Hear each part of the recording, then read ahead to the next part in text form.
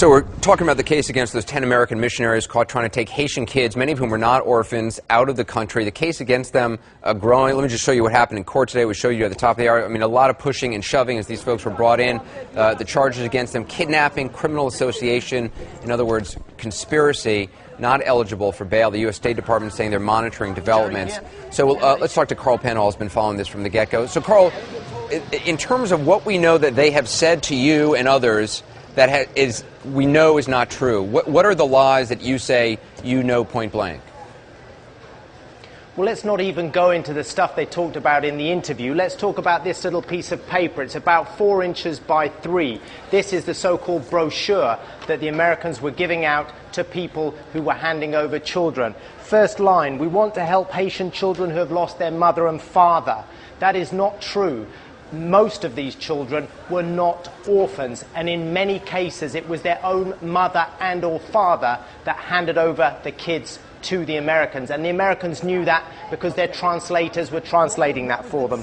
Lie 2. New Children Refuge is a non-profit dedicated to loving and caring for orphan and abandoned Haitian children in the Dominican Republic.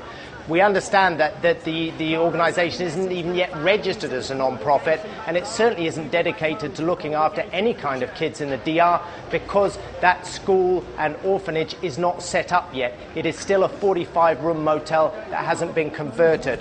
Third lie on this single piece of paper: we have permission to bring orphan kids into our orphanage in the Dominican Republic. Not true. The Dominican consul told the Americans at 2 p.m. on Friday, you do not have the paperwork, it is illegal what you're doing, do not travel.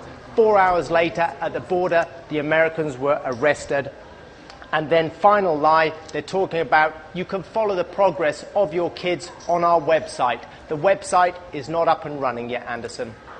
And so they're handing this out. I mean, essentially what we now know is they were around in Port-au-Prince trolling for kids. I mean, going around trying to collect kids under the age of 10, so for whatever reason they could take them to the Dominican Republic. And what we had also just learned today is they had told that guy David Lewis they were actually going to bring some of these kids into the United States, or they'd offered to bring Richard's kids back to the United States, which, you know, the fact that Richard and his wife said, look, do not go to this orphanage where our kids are in the process of being legally adopted, and they went anyway to try to get them. To me, that just raises all sorts of red flags.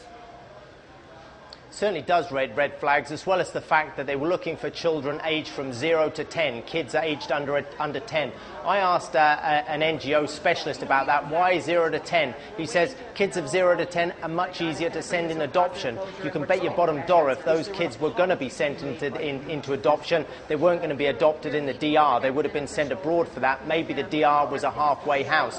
I don't know that for sure, though, but certainly, you know, the people that you've talked to tonight, you can piece it together. It seems like that. And yes, certainly they were trawling for orphanages as well, because the 3 translators that we've spoken to extensively have said that they also were asked to telephone another orphanage, and that other orphanage also declined help.